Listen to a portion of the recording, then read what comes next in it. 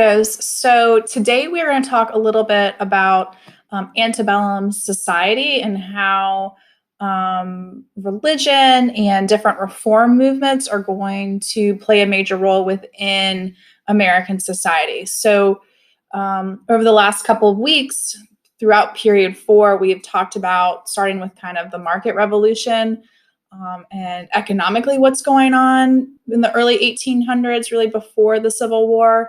We've talked about politically what's going on with Andrew Jackson and the development of redevelopment of this two-party system between the Jacksonian Democrats and then the Whig Party that developed in opposition of him.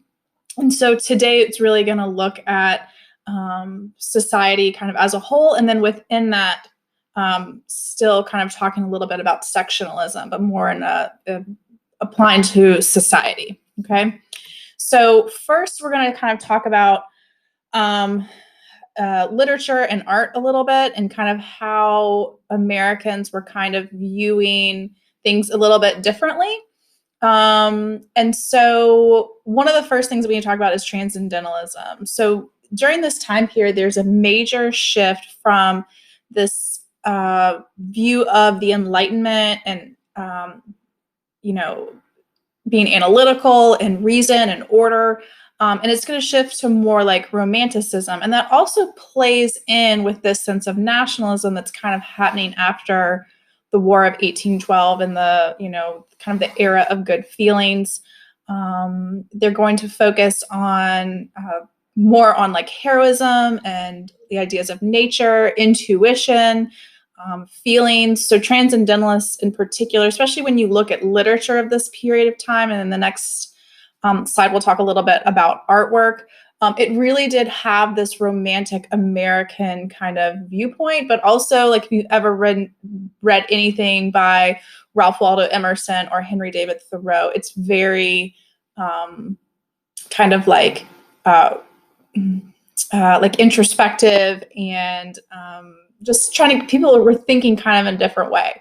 So one of the things that he kind of argued, Emerson kind of argued, is that you can kind of discover yourself and find God in nature. And like, even if you read parts of Thoreau, like nature was heavily, and really that also plays into kind of like westward movement and like looking into the frontier, seeking opportunity. It was just very kind of like positive and kind of reflecting on it religiously as well.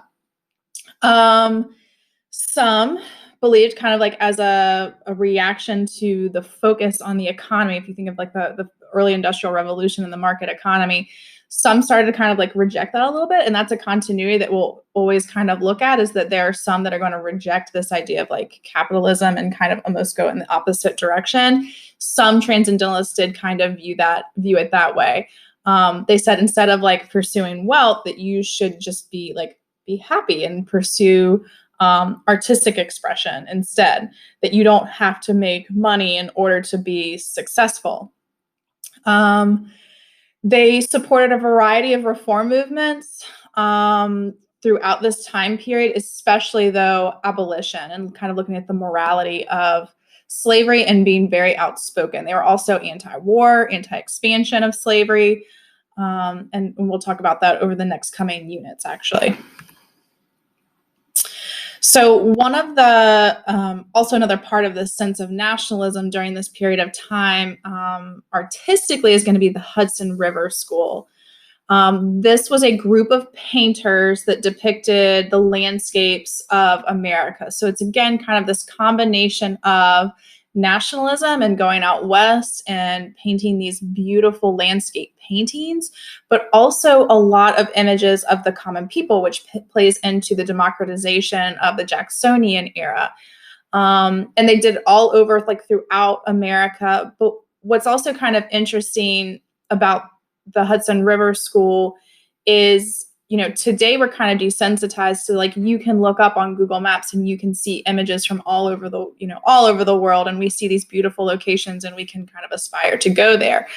For most Americans at this point in time in history, they would, most people didn't travel more than 10 or 20 miles away from home within their entire lifetime. And so they only saw their specific region.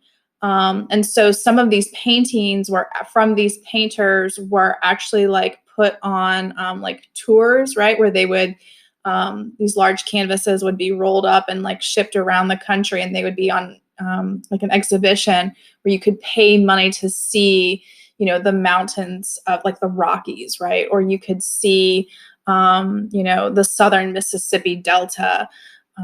And so that did provide Americans kind of, again, that sense of nationalism and kind of bringing people together and kind of this American unity.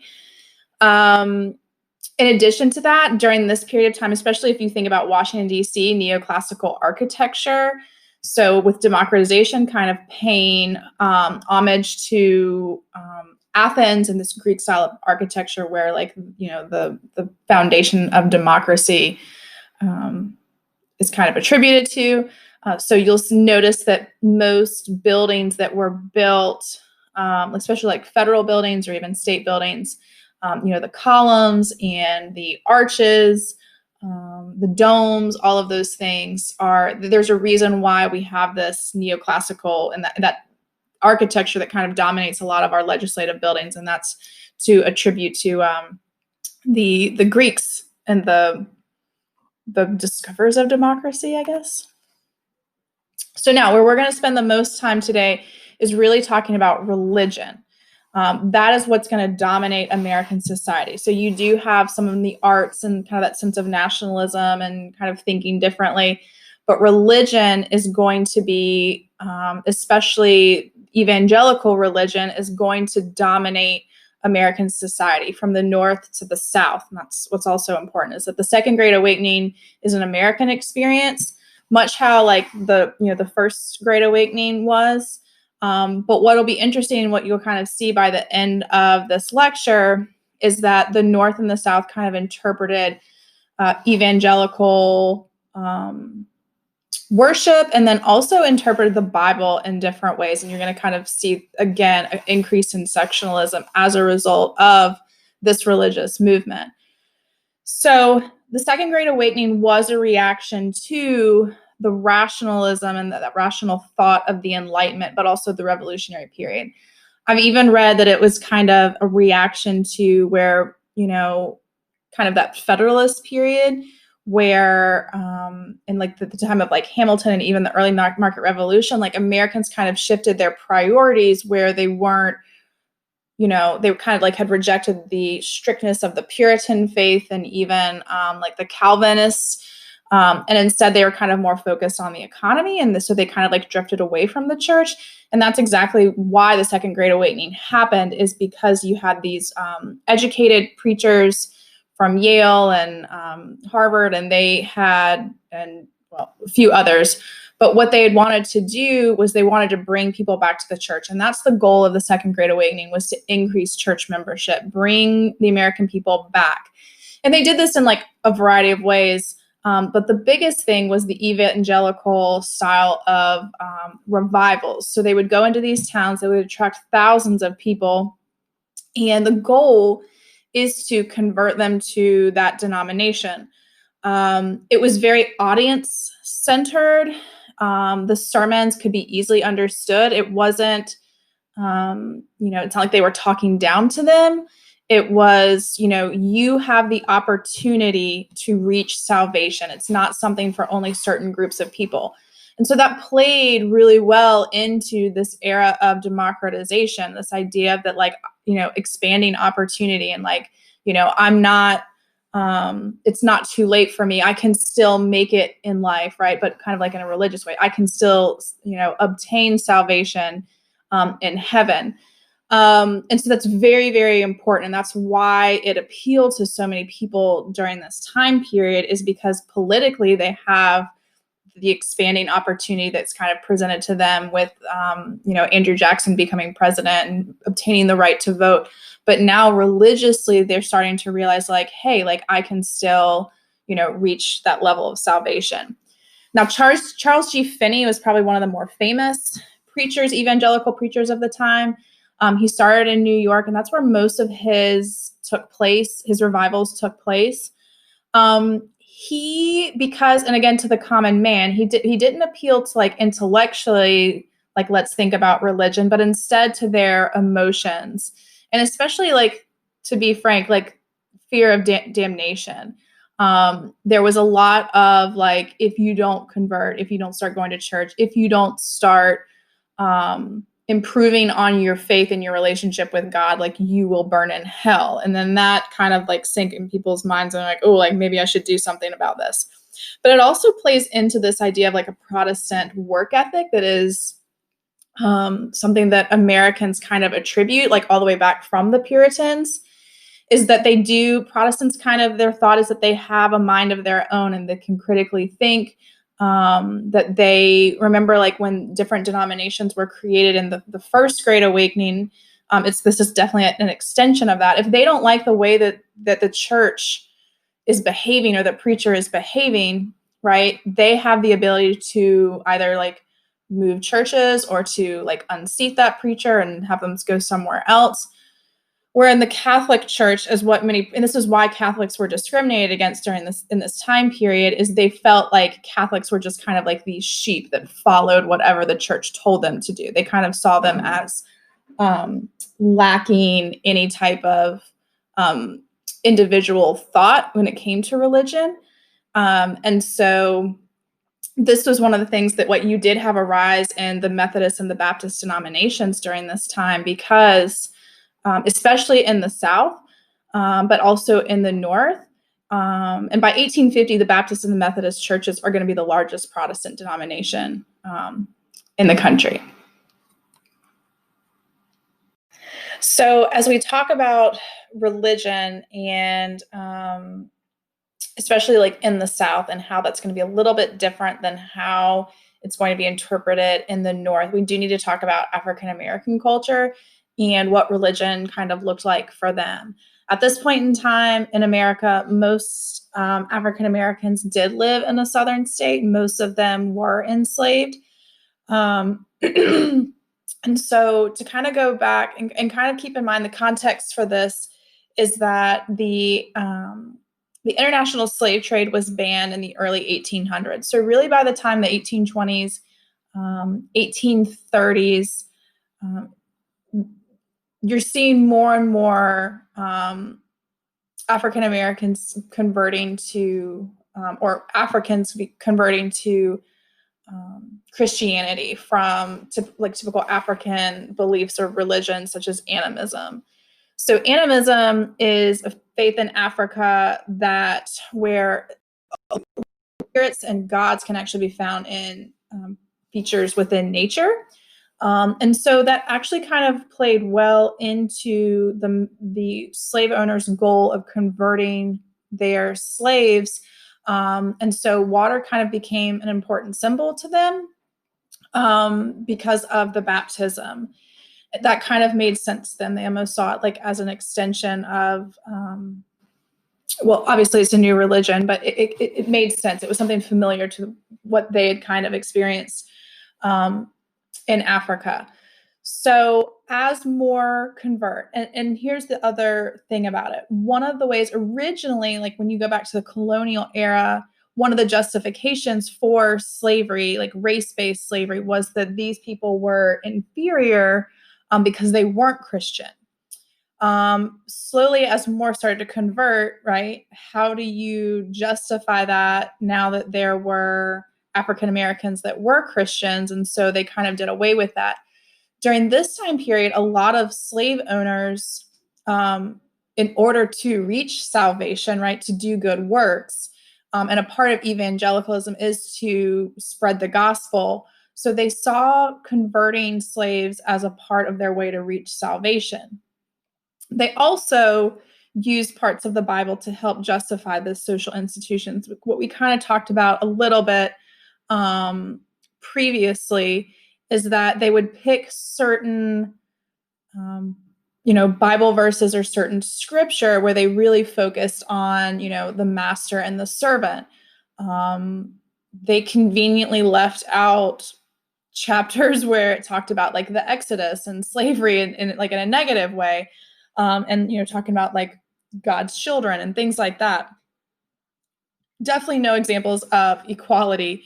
They did at first they wanted slaves to be preachers that would preach these same things, so that it would kind of coming from one of their own, they would be more inclined to kind of believe that narrative. When slave rebellions like Nat Turner's rebellion, who he was a preacher that could read, when situations like that happened, they kind of moved away from it. And so in the Old South, really church was kind of the most integrated institution that existed. Now, keep in mind, church could mean, like in a southern city in Charleston, like an actual church, or even like in a small, small towns, like, or like Atlanta and other places that we've kind of talked about. But remember that most Southerners live spread out kind of in rural areas, especially people that had large plantations with, dozens or hundreds of slaves. And so in those cases, your church was on the plantation. It was typically either the master that would serve kind of as the preacher and read from the scripture that he selected, or again, maybe a slave that knew kind of the parameters as to what they could talk about. Obviously segregated pews in the cities or in little towns. But still, it was also kind of a way to kind of maintain control. Like they knew what was going on. It wasn't like at an African-American church where the doors were closed and they didn't know what they were talking about. Like it was all out in the open. And so that's why they wanted to go to church together. Slaves saw slavery itself, the life that they lived, as a test of their faith. And that's what they were told. They were saying, you are going to be rewarded in heaven for this poor life that you've been dealt, right? Again, to me, it's very hard to kind of wrap your head around, but those were some of the things that they were told, that you'd be rewarded in heaven for this life that you were born into. Now, something else that's interesting about the Second Great Awakening and African-American culture is that during religious services, and this was something that was seen by all people during these revivals, is that it was very participatory, right? So that's kind of goes with democratization. The people would shout, you would see people fainting. You probably see, that's something that even kind of happens today. They would, throw their hands up in the air. They would get down on their knees. They would, do all of these things. It was very, a lot of participation, a lot of almost like animated. And one of the things was, shouting amen. African Americans tended to kind of do it more frequently, I guess. It reflected their feelings, their emotion. And again, it was inspired by seeing white evangelicals doing it. But as soon as African Americans or enslaved people started to worship in that way, whites actually started to become more sober and more like somber and more quiet. So when you think about the difference between going to, excuse me, a predominantly African-American church today and the difference in how they worship versus a more subdued like white church, and that's kind of just the stereotype that exists. That's one of the reasons is originally white evangelicals were very animated and very, that was their style of worship. As African Americans started to adopt those policies, whites tried to start to separate themselves as like, oh, well, they can't control themselves. Like I can control myself. And so they shifted away from that. Music, again, today, you can kind of see the connections with the African American church today, that music and movement is very important to their culture. And that starts all the way back in Africa. The banjo, which is an African-American instrument, was adopted by most rural white people. When you think of like the mountain people in the Appalachian mountain range. In the fields, African-Americans were allowed to sing. Most of them were spirituals, which are really beautiful. If you've ever seen 12 Years a Slave, which is a film that depicts the true story of Solomon Northup, who was captured and sold into slavery in the early 1800s. There's some beautiful examples of spirituals that were sung in the fields. Now, most enslaved people, reflecting back on it, said that was something that they did to pass the time. They also did it to, for a rhythm. right? So we talked about how sometimes they would slow their work in order to like defy that authority. But one of the things, like when you're picking cotton or you're doing whatever it is that your task is, it establishes a rhythm and you tend to be more productive, because if you aren't productive, you could be punished. Sometimes they used it to communicate with one another, kind of like incognito, if you will. It was a way that they could communicate with one another. Now, unfortunately, slave owners use this as a justification to talk about how happy their slaves were. Look at how happy they are. They sing in the fields as they do their work. So a little bit of a double-edged sword there. Whites encouraged slaves to only sing in order to kind of move away, to avoid them communicating in certain ways. They told them that they could only sing psalms and hymns of religious meaning instead of composing their own. So that's why they're called spirituals. Most of them were rooted in religious words. So the greater effects of the Second Great Awakening, it's going to create new divisions within society. So you have this newer evangelical form of religion with denominations, and then kind of some of the older, more traditional Protestant churches. It is going to affect all sections of the nation. You're going to have denominations, new Baptist and Methodist denominations popping up in the North and in the South. However, it's important to kind of understand that in the South, they're going to use the Bible and the teachings and this resurgence in participating in church and conversion. They're going to use it to really solidify their way of life, and especially the institution of slavery. In the North, they're actually going to use religion. It's going to kind of inspire this completely different movement, which we're getting ready to talk about in reforms. So the Second Great Awakening really did affect this new found desire for Americans, especially American women, middle-class women, and some men, obviously, as leaders of these movements, to improve society. They see a lot of things going wrong within society, and they believe that it's their Christian duty, right? In order to achieve salvation, you do that through good works. And so they're going to start a series of reform movements to improve society.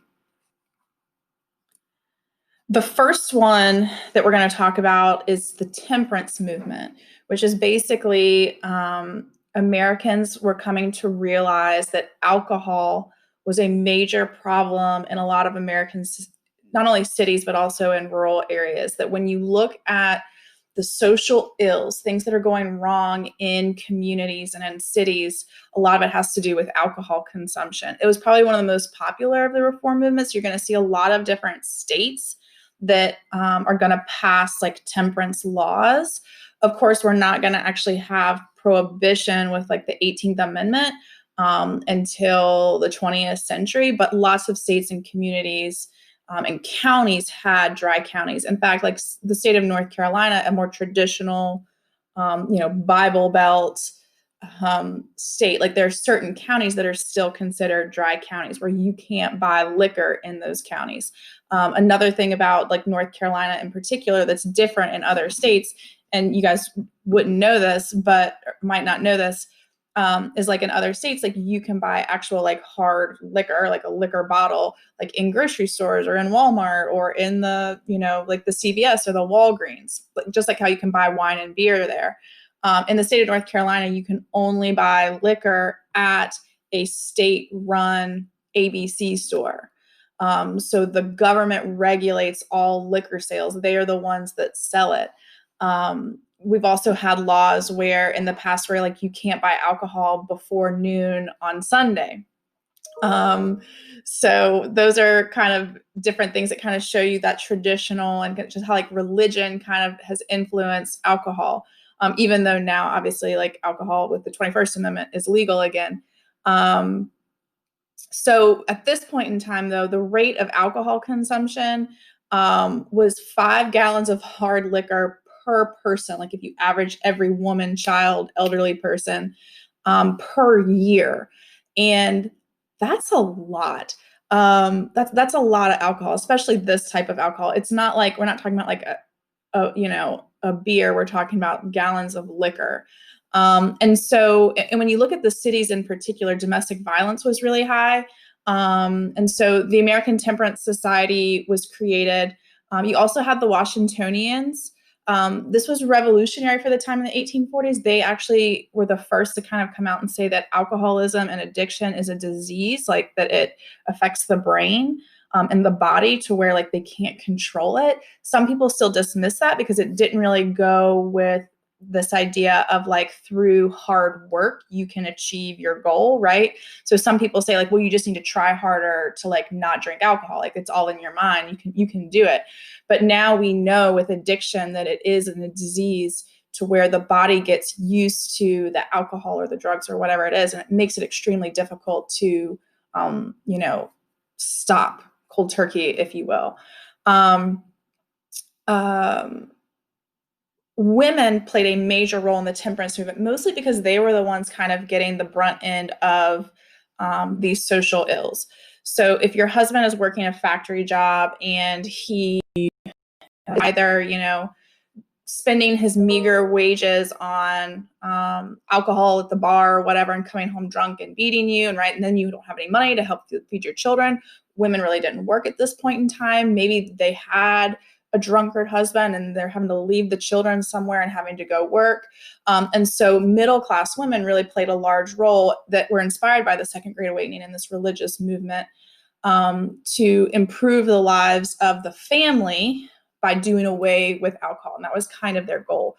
The Germans and the Irish are going to be opposed to it. It's just kind of a part of their culture where they think that like if they get one day off, like they want to be able to enjoy that one day off. And if they want to drink, then that be it. It's kind of just part of that culture, especially the Irish and their whiskey. There's kind of like a stereotype.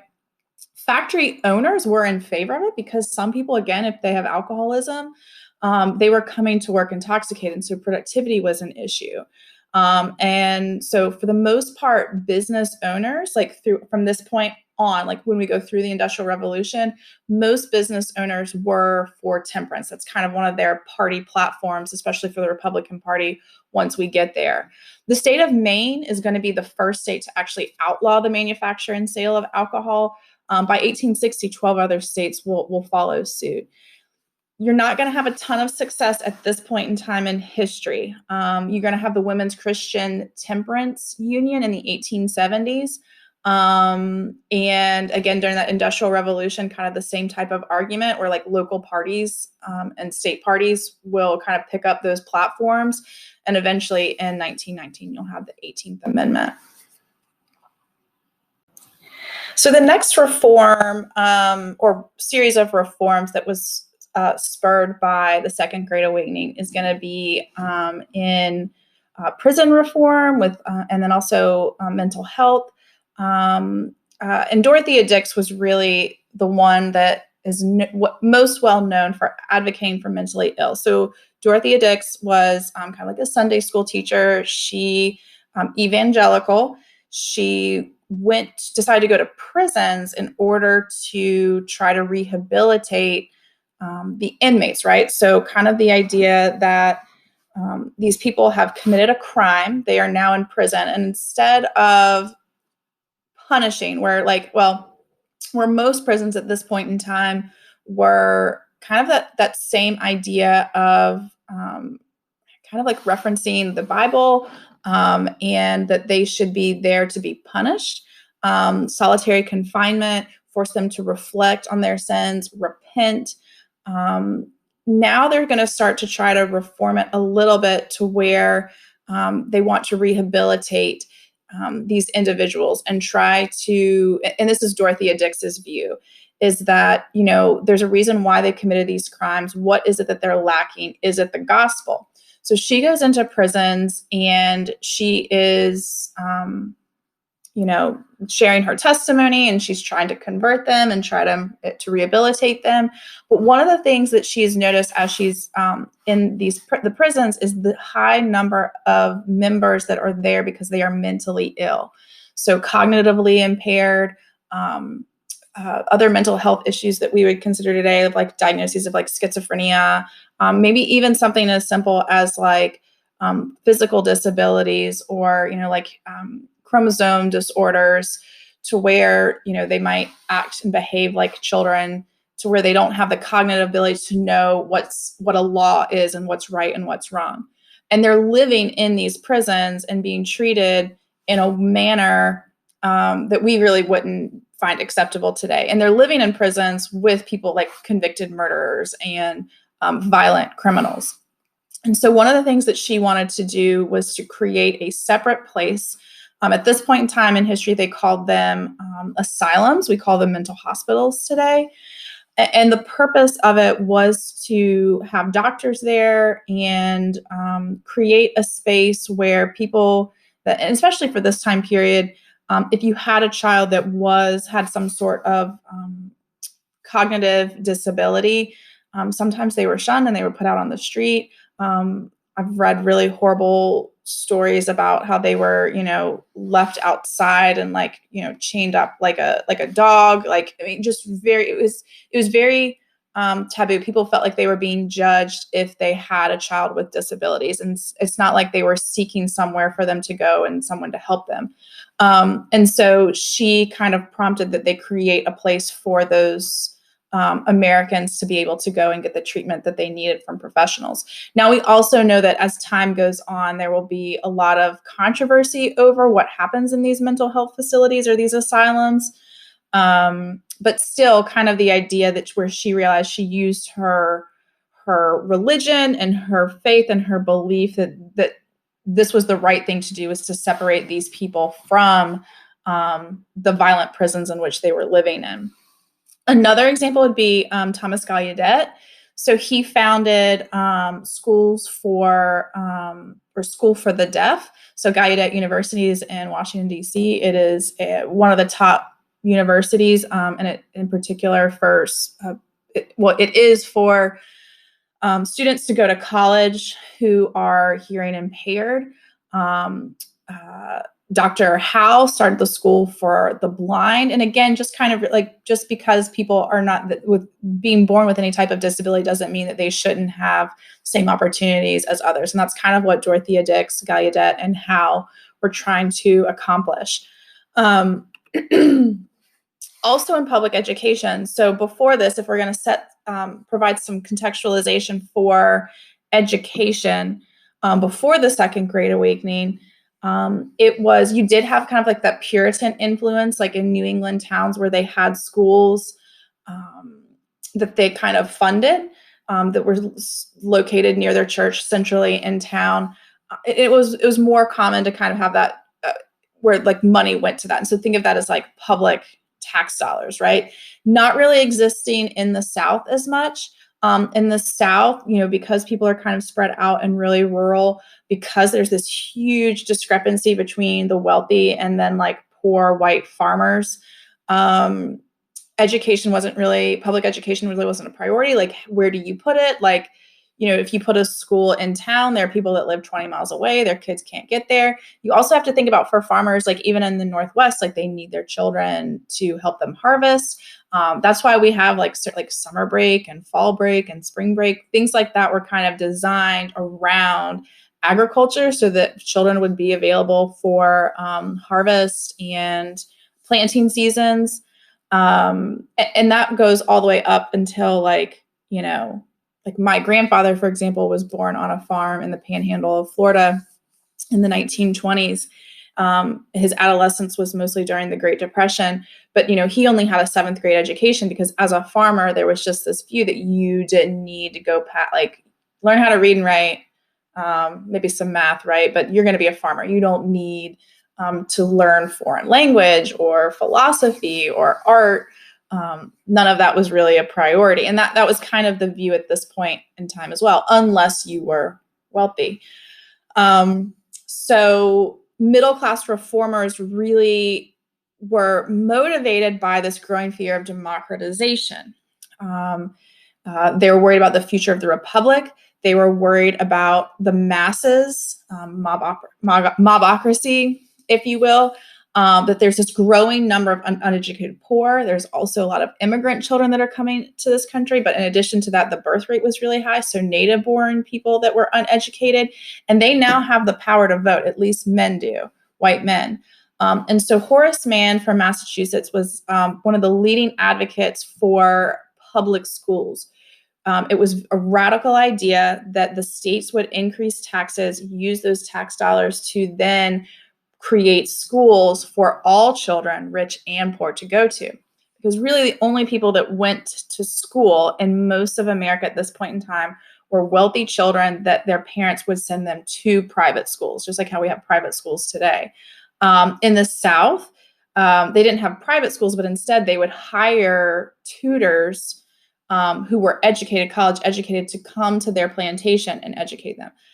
If you couldn't afford that, but you were still kind of wealthy enough, one of the other ways that they educated their children, and this would probably be across the board, North and South, is that you would marry a woman, we kind of talked about this before, that was educated, because she would be educating your children. And that was going to kind of play into the cult of domesticity.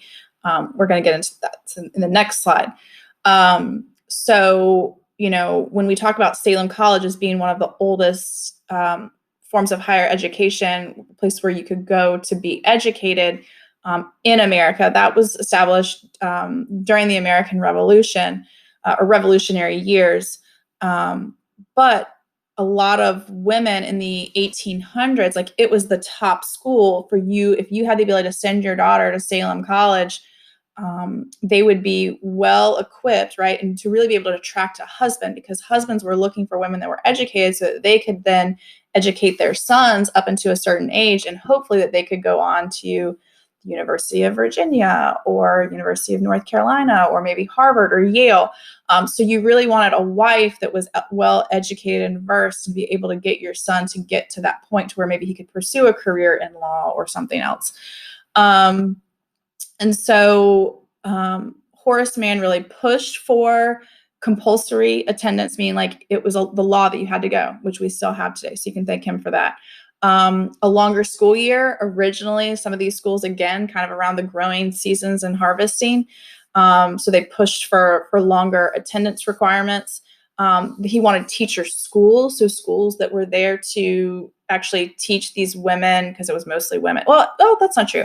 They were male school teachers as well, but to teach school teachers how to kind of like it's called pedagogy, which is like the reason why we teach in a certain way, which most people, if you're not a teacher, you don't really understand what that means. But there is actual, like, you have to understand like how the brain functions and how it works in order to teach effectively.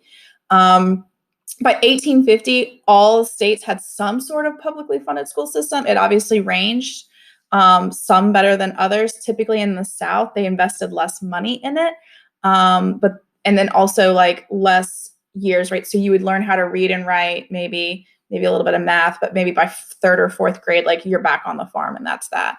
Or they would take you out for different parts of the season. Now, another thing religiously motivated is going to be the McGuffey readers. This was an elementary textbook that pretty much everyone used.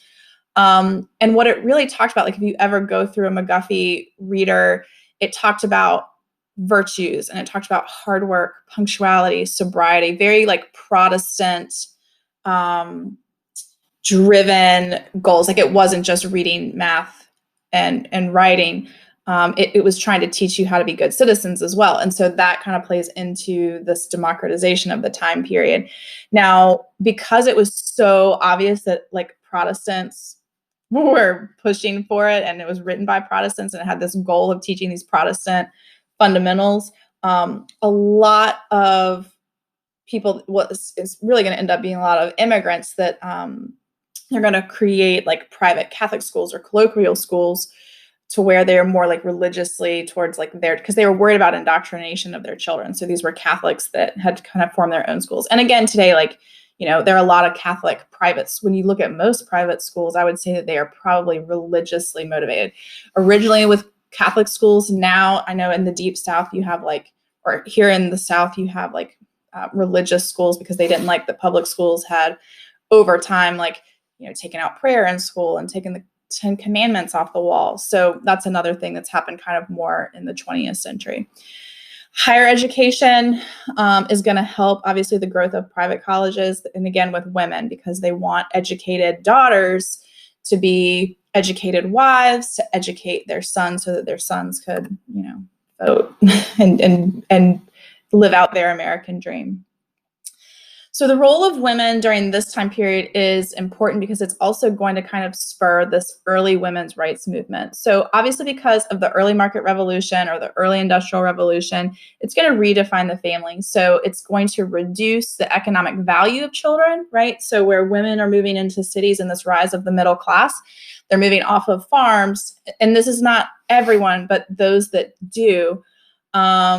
There's not as much of a need to have children. And so now they are, another mouth to feed when you're earning wages instead of a pair of hands and legs on the farm to help you. So the average family size is going to drop from seven to about 5. So women are having less children, and that's on purpose. Some of it is going to have to do also with kind of women working a little bit. They're marrying later as well. Now, once a woman gets married, she didn't work. So remember that, unless they were really poor, like their husband, something happens to their husband. Affluent women are going to devote most of their time to these religious and moral reforms. So if you're wondering why women were taking the lead in temperance and in women's rights and in abolition, because you're going to notice a lot of women that we're going to talk about today. It's because, right, this view and this cult of domesticity. So like the husbands are now working outside of the home and they are the breadwinners. This is where this idea kind of establishing gender roles and like the man of the house and like who wears the pants and the provider. It also has some biblical connections to that. But he's working outside of the home. He's earning the wages. The mother is inside the home. They are moral leaders within the home. They are teaching them good Christian Protestant practices such as, work ethic and sobriety and punctuality, in addition to the schooling. And so what they're also doing is, imagine if your children are grown up, or imagine that you don't have any children. Well, how are you, like, what is your role? Well, they apply that the home kind of like domestic, right, is going to kind of within society as well. And so if they have that time to spare, if their children are older and they've gone off to school, or if they're unable to have children, is they would also volunteer, think of like philanthropy, and the role that women play in that even today.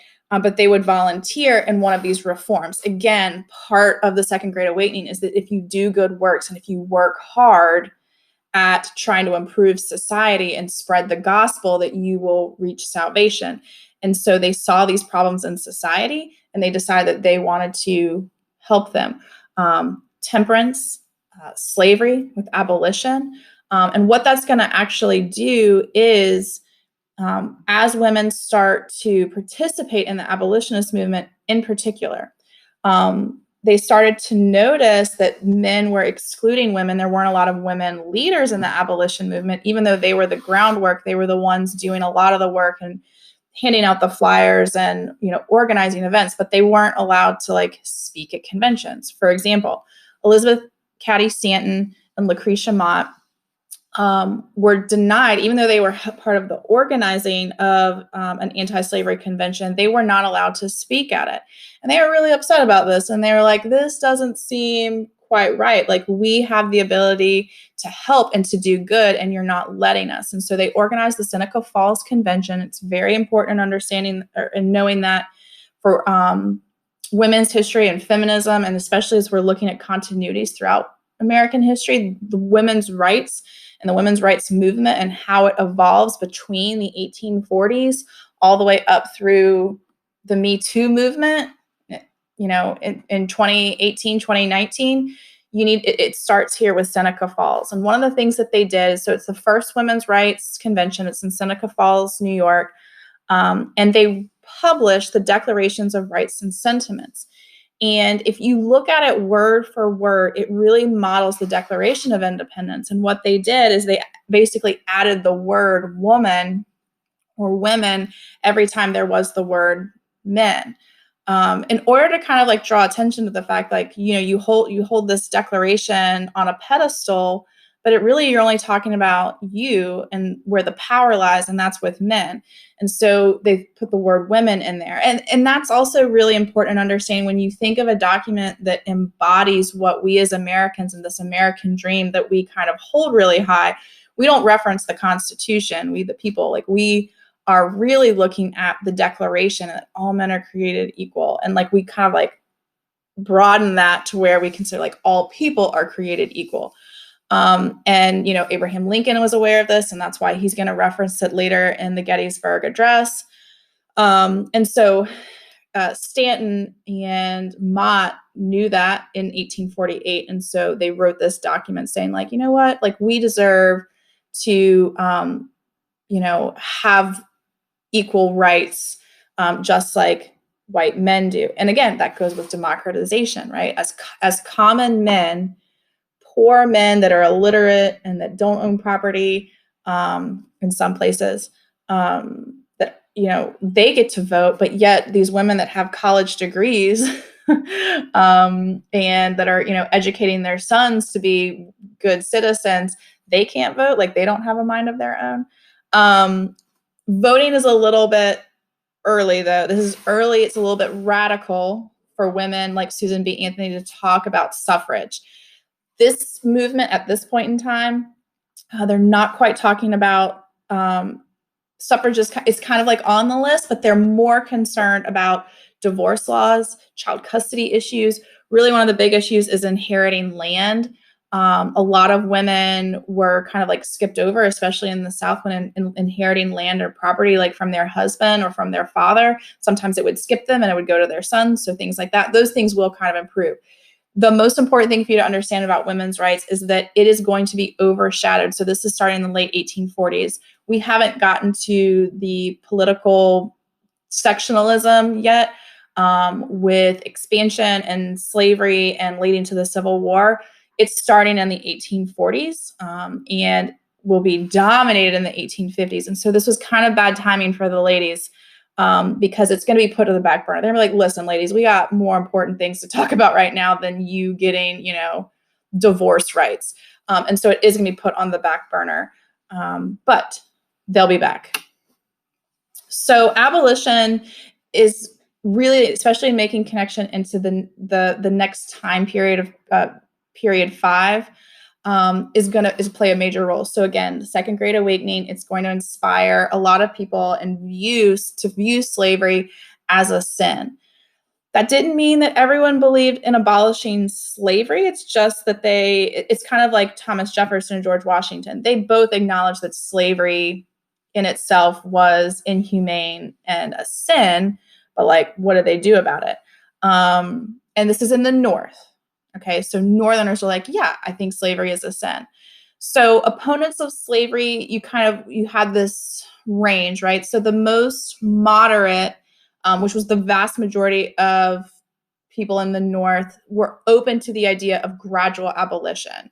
So possibly, people, slave owners, when they die, like on their deathbed, abolishing, or giving people their freedom, or certain state laws that would say, like, once they reach 21 years of age, or once they reach 35 years of age, they'll be free, something kind of like that. One group, the American Colonization Society, they believed that the most humane thing to do, and this was like, I'm so sorry, I skipped over radicals. I'm going to talk about radicals with William Lloyd Garrison in a second, but they believed in immediate abolition. Like, it is inhumane. It's a sin against God. These are our brothers and sisters in Christ, and we need to free them right now. And those were the people that really offended and scared white Southerners, white planters in the South. And it's going to really kind of increase the division between the North and the South. And it's going to also encourage Southerners to reject a lot of these reforms, because a lot of these reformers, so part of the abolition movement, the women's rights, temperance, they were all kind of connected. Most of the time, they all were had these same views. And so in that regard, it was easy to just kind of isolate them all and say, like, no, we don't want any modernizers down here. Like, you guys just need to stay away. One group in particular believed that they should transport free Blacks to Africa and form a colony there. And they did.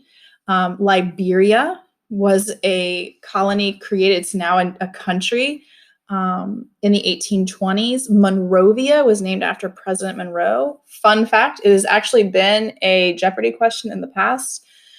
Monrovia, Liberia is the only national capital named for an American president besides like the United States.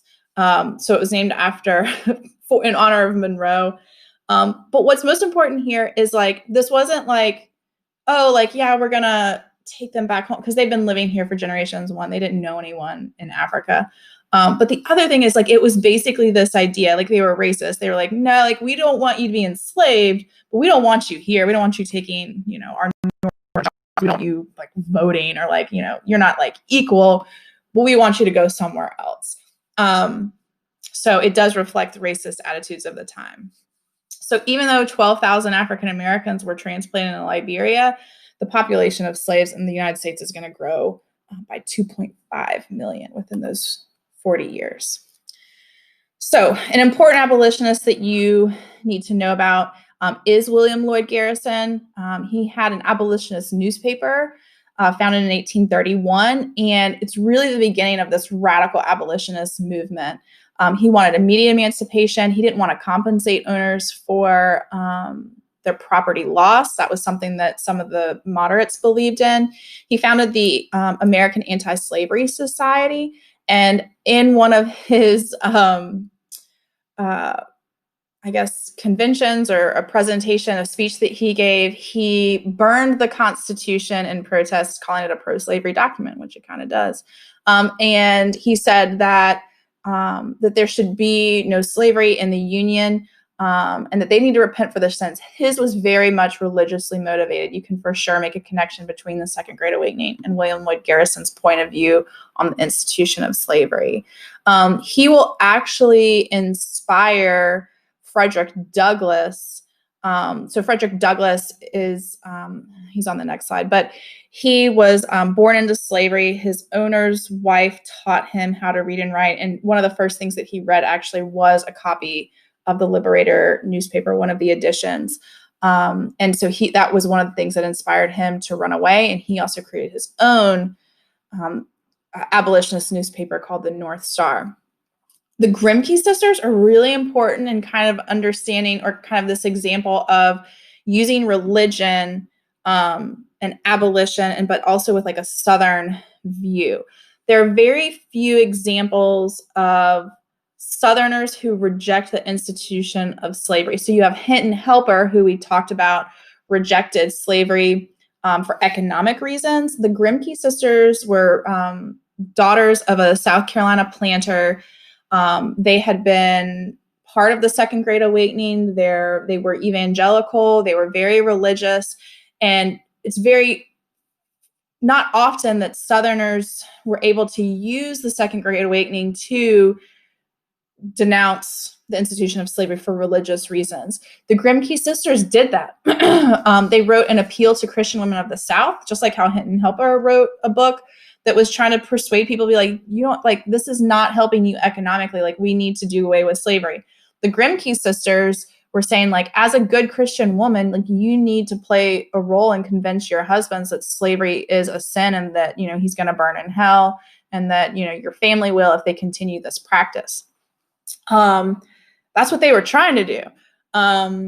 They were run out of town. Obviously, they were basically exiled. They had to get out of South Carolina because of violent threats to them.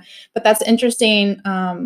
It's interesting to look at them, at how Southerners viewed the Second Great Awakening was very different than how Northerners did. The Grimke sisters sided more with the Northerners, and as an effect of that, they were pretty much banished. You do have the new political party, the Liberty Party, that's going to be founded in 1840. Their whole goal was to end slavery through political means. And they'll eventually be absorbed into very, very small percentage of abolitionists. Only about 10% of abolitionists like really wanted to like legally end slavery. There might have been people that saw slavery as a sin and kind of like support the abolitionist movement, but very few became politically active to where that was their number one goal. And again, it's because they saw the division that it was creating politically, and it was a difficult thing to address too. It wasn't simple.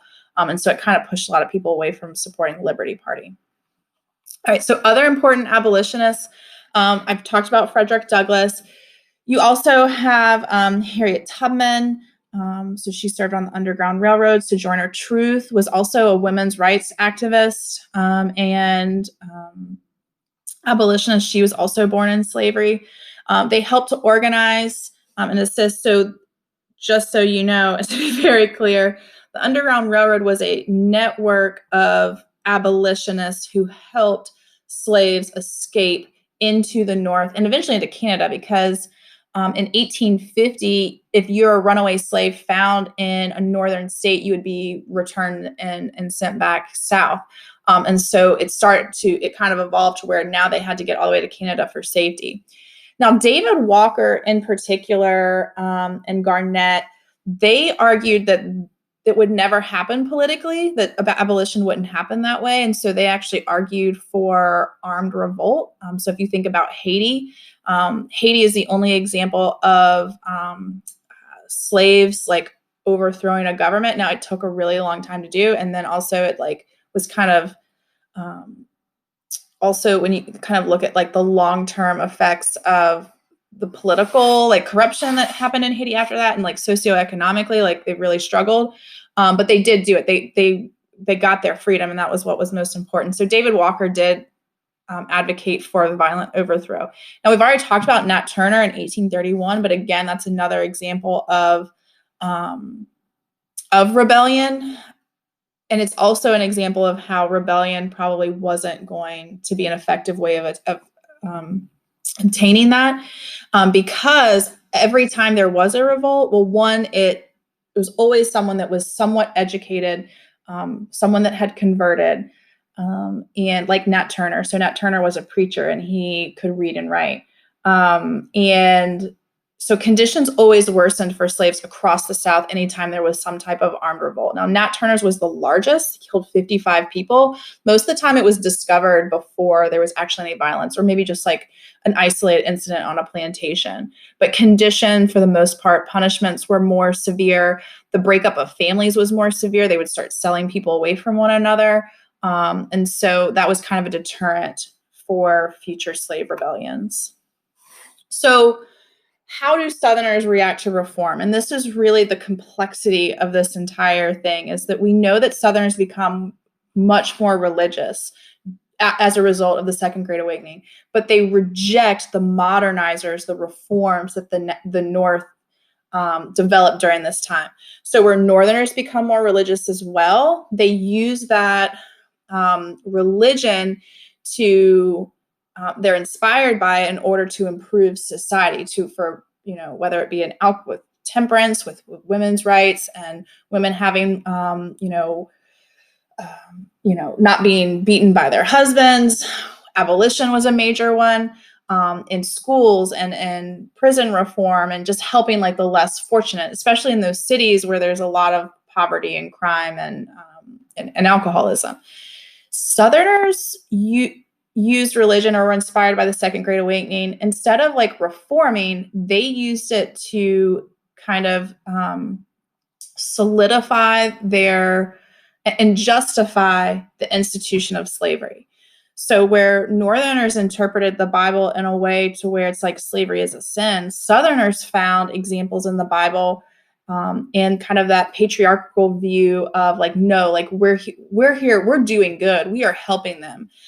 They wouldn't know what to do if they weren't enslaved. Like, we give them food, we give them shelter, we've converted them, we're saving their souls. This is just a part of their, this is what they have to endure in order to reach salvation. So Southerners interpreted the Second Great Awakening in a completely different way. And those two roads, right, that are diverging, it's going to add towards sectionalism. So socially, what's going on in these years leading up to the Civil War, you have these within society, this major difference in how they're using the Bible and how they're using religion and evangelicalism to support either the reforms, which is leading towards being anti-slavery, or like really reaffirming that slavery in the South is as much a social institution as it is what is an economic institution, which was kind of more of the old way of thinking. And the Second Great Awakening played a large role in that. In the next unit, we're going to talk about how Southerners are now going to try to justify the institution of slavery politically, which is again going to lead to the Civil War. Okay, so I hope you learned something today, and I will see you next time. Bye.